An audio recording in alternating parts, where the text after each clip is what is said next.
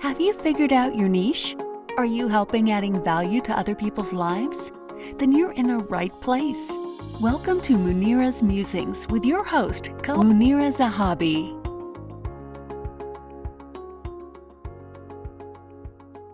From Chicagoland, everybody. Welcome to Munira's Musings. I know it's been a while. We had Memorial Day weekend, but we are back. Our guest today is from Virginia, and her name is Kelli Hughart. Hughart, yeah. Hughart. Yep. Close enough. You're good. Close enough. And so she is here to talk to us about clinical hypnosis, trauma, and what she specializes in. Mm-hmm. We all know that we are here because Munira's Musings is a show where we showcase a person who has been established as an entrepreneur and is making it. Some people have made it, some people are making it, some people are in constant evolution of changing. And that's what is so wonderful about being in the world of entrepreneurship, right? Mm-hmm. And we are here to showcase. So if you are one of those people who have been an entrepreneur or even starting a journey but have some skills, then go ahead and reach out because we can showcase you. One. Two, if you are one of those people who are still thinking about becoming an entrepreneur and does not know how to proceed, we can help you with that too. So go ahead and just reach out to us because we have questions, and we have a lot of people in especially in my portfolio, where I can connect you with. And it's so amazing because, it's people need people. My friend, Dr. Patricia, says people need people. And it is true, because without people, you have no business, right? That is true. Without further ado, let's talk to Kelli. Kelli, good morning. Thank you so much for being on Munira's Musings. Tell us a little bit about yourself. Yeah, so my name is Kelli Hughart. I'm a doctoral candidate at Saybrook University in integrative health and sciences. And so in mind-body medicine is actually what my degree is in. I'm in my dissertation stage right now. Yay. And I have a certification in clinical and applied hypnosis. I also have multiple certifications and other things. I'm not going to talk about all those, but one of the other certifications I have is also in trauma-informed coaching. So you're not a physical medicine doctor, not an MD, right? No, but not an MD. You're working towards mind-body medicine. How is that different? Mm-hmm. Yeah, so mind-body medicine is actually on equal footing with conventional medicine. We have random controlled trials. We have all the science, but what conventional medicine does typically is kind of separate the body from the disease from the person. So somebody comes in, they're just going to maybe treat the heart, for example, if you had a cardiac issue, God forbid. But mind-body medicine looks at us as a whole. We are a whole person. So if we have someone like, God forbid, with a cardiac condition, right, we want to look at what else is going on, right? What's the stress levels like? What's the sleep levels like? What are ways we can reduce the load? How can we improve the outcome? And really just look at the person as a whole. So think of it as a holistic model. Okay, so why this kind of medicine compared to tradition? What interested you about that?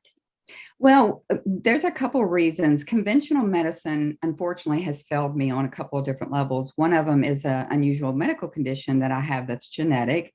And I was actually told by my cardiologist, this is what you have, but we're just not really sure how to help you. And so I kind of went rogue and started doing all my own things.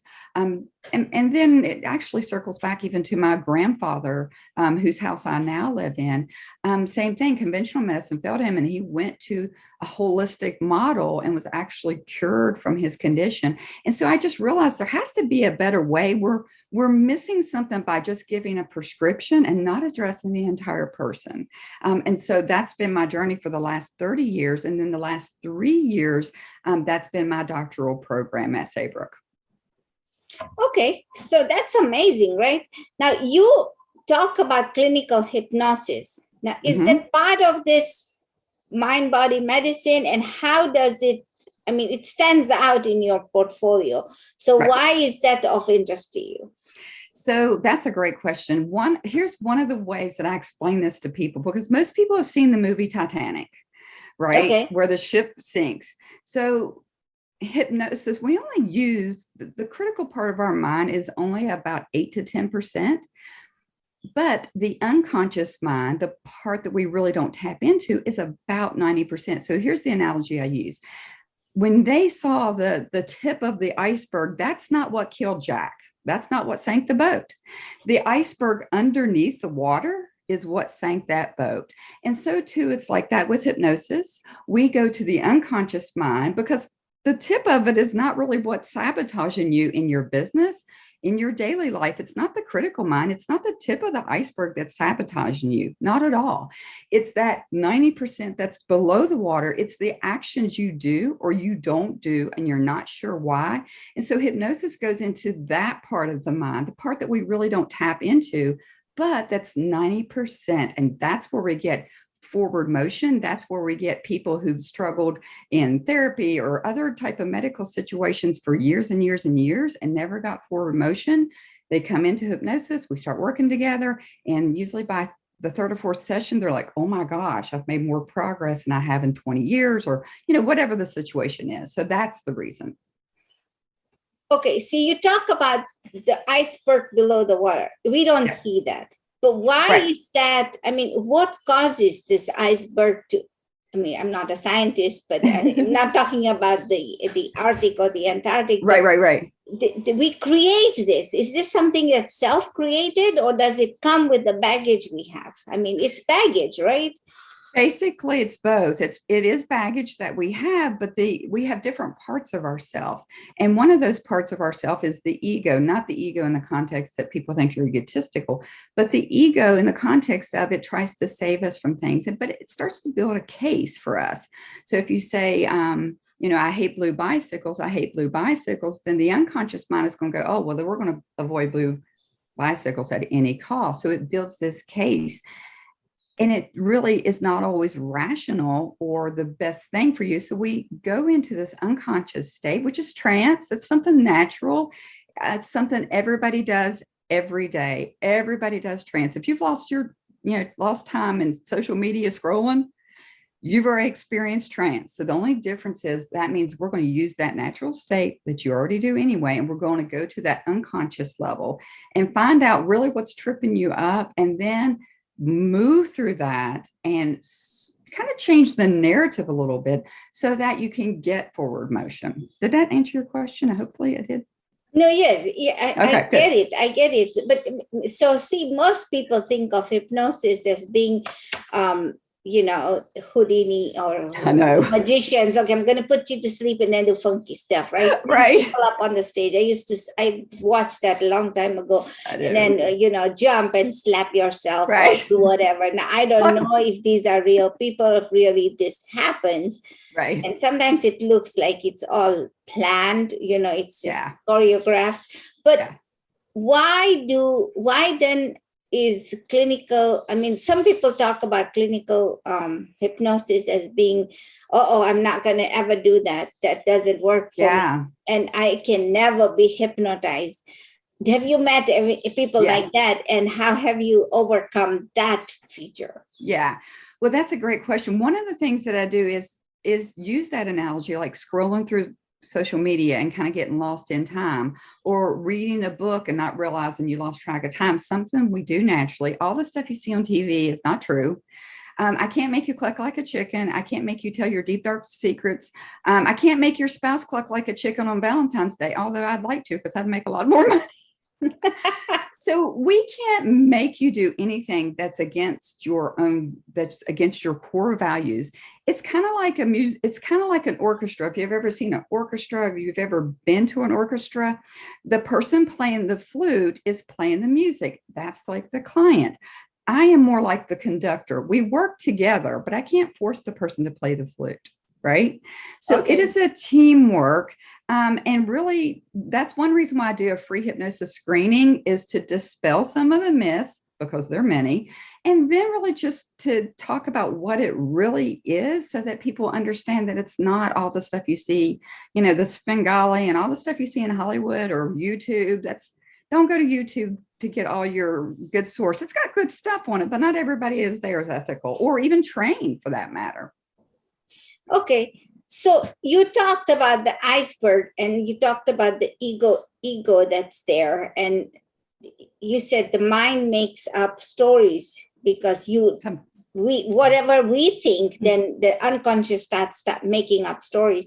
Why does that happen? I mean, the mind is beautiful, right? It is just a wonderful piece of organ that God has created. It's just amazing. However, why do we then create these under the water icicles, these icebergs, not icicles, but icebergs? Why do we do that? I mean, sometimes we don't actually do it. Sometimes those things are begin implanted as children. So, if somebody, it's like your daddy told you that, well, money doesn't grow on trees and money's scarce and times are tough, then you're probably going to grow up with a little bit more of a scarcity mindset versus if you had a mother or a parent or an uncle say, you know what, the world is an abundant place. No matter what, we have abundance because God created the world, whatever your beliefs are. So a lot of the things that we have in our unconscious mind in that below the water iceberg often comes from childhood as well. So doing inner child work is a part of the process. I do something called releasing without regression. So a lot of times we go in and kind of clear out things in trance. We do that in a safe way and we clear out some of that old junk so that you can make better progress or kind of reshape things for the future. But it's really the body's way. The creator made it so that you would be protected from the bear. So it's kind of the body's way of protecting you, but we know that they're not bears chasing us in general anymore. Yeah, unless you just chase after them. Right. So, still again, we create this because we've heard stuff. Do you ever think that we were born with this stuff? There are people there are, things that, generational type traumas, and there are certainly, research and people are out there researching generational traumas. And so I've actually had several clients who've actually gone back into past lives and released some previous things, and that they have found that have helped them in this lifetime. So some people do believe in that, and those are certainly things we can do to release some old stuff. And of course, some people don't believe in that, but whether we believe in that or not is really irrelevant. The idea is the ego is trying to protect us. It doesn't understand that if I go on stage in front of 500 people, I'm not going to die. The ego doesn't know that. So the ego is just a very simple type of simple or complex, and depending on the way you look at it, it's just one of those things that's trying to protect you. But I don't need protected from going up in front of an audience in front of 500 people, right? But it doesn't know that. So that's where we have to do the work, is to go back and do some clearing of old stuff and reshaping that stuff in a positive way to help that ego to understand that you're safe if you go on a stage in front of 500 people. You're safe if you decide to open your business. And that's what we do. We could work together. Yeah. Actually, I do actually have several entrepreneurs who've had trouble making money goals in their business. And that's something that I do as well. If somebody has a money goal and they've struggled, we can go to hypnosis, find out what might be clogging it up, release it, and then actually work on that. And it works. Okay. Then, hey, folks out there, if you have money problems, it's something that's stopping you. And with my work as a niche navigator, right, I see people who have these wonderful ideas, but they do not execute. They just do not execute. So like yesterday, we were at a fun fair, right? It was a community-based fun fair. There was a lot of people there. every other stall was a food stall, and people were just displaying their wares and their talents as cooks, and what they can offer to the community. And it was just a wonderful place, and it was all together, many kids, and there was a bouncy house and everything. But I actually did not want to do it because I was just tired, right? And I just did not want to do it. But because it was a family affair and all of us got together, we decided, okay, I'll just play along and let's get this done. But at the end of the day, I was truly exhausted. When I came home, I just dropped everything. I've never felt this way before, but I just sat on the couch and I just sat and did not do anything. But while I was there, the adrenaline was pumping. It was just amazing, right? And then I realized that in the times that I didn't want to do that, I would have missed out a great opportunity because I met a lot of people, and it was just a different facet to how many people, one, and two, if you go into the mosque in a religious setting, it's just, you have to go there and be quiet and listen to the sermons, and then you are never in a social setting. So it was just something that I realized. And that's what I was thinking this morning was, many people sit on the sidelines thinking, I'm going to do this, but I should have done this. And there were several others who came and said, oh my God, you did this as a team effort. I should have done one too, but I didn't know what to do. Well, we all have talents. We just don't know how to expose them. So if somebody comes to you and says, I don't know what to do, what do you tell them? Well, usually I ask why, we talk about a little bit what's coming up for you, but typically the reason why, and I see this more so with women, and I do work with some men, but mostly I do work with women, but I see this a lot with women and female entrepreneurs. One of the things that comes up for them is something called the imposter syndrome. Like, you're never good enough, no matter what. And so what we do is we go through and clear a lot of that and kind of reprogram those thoughts. But, one of the things I do with my private clients is I ask them to reach down and find their pulse. And I'll ask anybody watching, if you're doing it, just reach down and find your pulse for just a moment and just take a breath.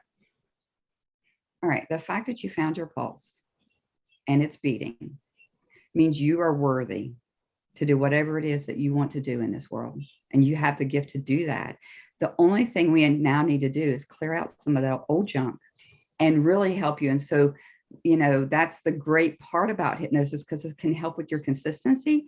It can help with your confidence, which is huge if you're an entrepreneur. If you're getting out there and you're not confident, or you're not confident, get on a video, or whatever, you're not going to get out there. So this is how hypnosis can work. It can also, you're a niche person, right? So this is perfect too, because you understand this, and your group understand this.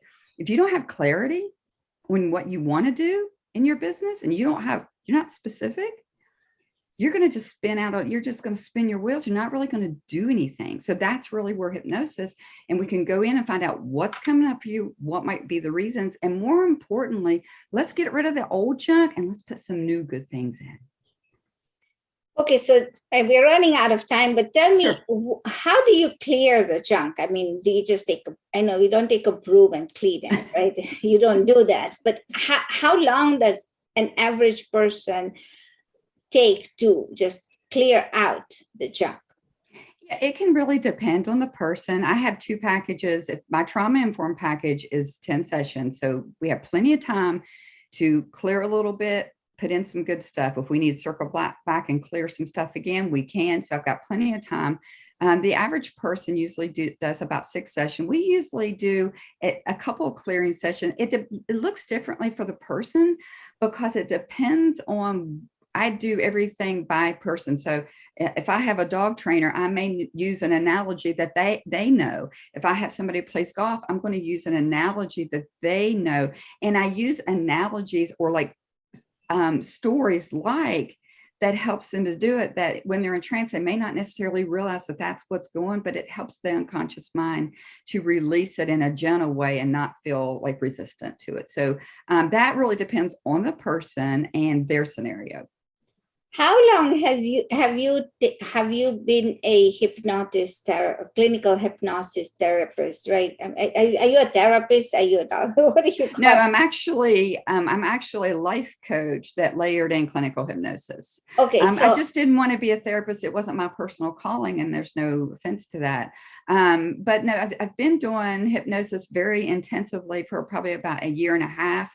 Before that, I was a trauma informed coach, and I did that for several years.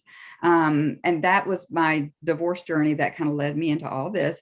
And then before that, I was a health and wellness coach and herbalist, and I did that for many, many years. So I've been doing that. I've been doing holistic things for 30 years, and seeing clients for about 10 years. so last words of advice before we close out. I'm sorry. Last words of advice. You know what?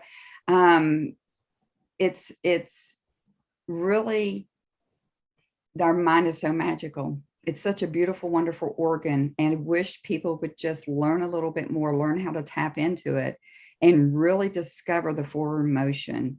And again, probably one of the words of advice is just finding that pulse again and breathing, right? Just mindful moment, right? And just breathe in and know that you are worthy. And if you're a business person, your business is worthy. You can make so much forward motion. It's just unbelievable. But no matter what, just knowing that you're worthy, just the fact that you have a pulse, you are worthy. I love that message. You are worthy. I'm writing notes as we go along. So thank you. And I do a free hypnosis screening. So for anybody who's interested, it doesn't cost you anything. And then after our call, I do offer a hypnosis recording and a little PDF file so that people can maybe, sample a little bit and some other little resources. It's valued at over $300 so that people can understand what someone who's very well trained. Mine is in a doctoral level training that my clinical hypnosis is like, so I didn't, go to something on like 2 hours on YouTube or whatever, so that they can really understand and get some more information and really then experience hypnosis. No, that's amazing. So how do people find? Yeah, so I'm on social media, Kelli Hughart, Kelli with an I, Hughart. You can friend me. My website is kellihughart.com, Kelli with an I, Hughart.com. I'm on Instagram, Kelli Hughart, Kelli with an I. I'm on the TikTok. I just started that. It's under Sweetwater Wellness Center, which is my business name. I'm out there. So people usually can very easily find me. I can even give you my cell number. People can text me, whatever. I'm out there. Perfect. I know you've been very, very accommodating with this session as well. But thank you so much for everybody who's listening. And thank you, Kelli, for being here. Ladies and gentlemen, now you have it, right? You have no excuses to make this execution happen. If you have an idea, you want to learn how to move forward, reach one of our, people that we've showcased. You can reach out to me. We can connect you. I'm a people connector. I always know somebody who needs somebody and I connect them. Yeah, me too. And if somebody doesn't resonate with me personally, I do have a peer that I trust to refer to. So, even if they reach out and say, yeah, I'm not sure I like your accent, because I do have one, I'm all about, I don't have a scarcity mindset. I'm all about supporting people however I can. And that's the wonderful part of all of this, ladies and gentlemen, go ahead and take that step. Go ahead and make a different path for yourself. You don't have to be like sheep just following one way. You are different. You are unique. You are ready to take the next step. So go ahead, take the next step. And if you like what you've heard, please follow us on Facebook. We are on YouTube. We are wherever you find your favorite podcasts, and join us and share this with somebody else, because you never know somebody else needs to hear these words. Until next week, please go ahead and reach out, share, and subscribe to our channel. We will showcase another person, and they'll bring advice. We just don't showcase them, but they're here to brag. They have bragging rights on this show, so they share with us what they've done and how they do it and why they do it. And it's just, this is the journey to their niche. And if you haven't yet found yours, you're on your way to yours. And good luck till we meet again next week. Have a good day. Thank you for Bye. listening to this episode of Munira's Musings with your host, Munira Zahabi. If you enjoyed our show, please share and subscribe to this channel. And for more content, please join our Facebook group.